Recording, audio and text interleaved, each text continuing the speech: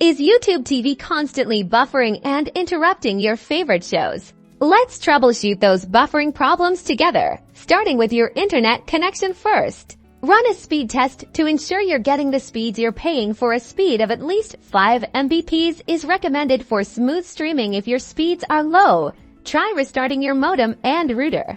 Next, let's clear the YouTube TV app's cache. This removes temporary files that can cause performance issues. Go to your profile icon within YouTube TV. Then navigate to Settings, and then find the option to clear cache and data. This process will differ slightly depending on your streaming device, but the general idea is the same. Now, adjust your video quality settings. Lowering the resolution can significantly reduce buffering during playback. Access the Settings menu and select a lower resolution like 480p, or let YouTube TV select for you by selecting Auto. By checking your internet, clearing the cache, and tweaking your video quality, you can enjoy smoother streaming and uninterrupted access to all your favorite live and on-demand content on YouTube TV. Don't forget to like and subscribe for more streaming tips.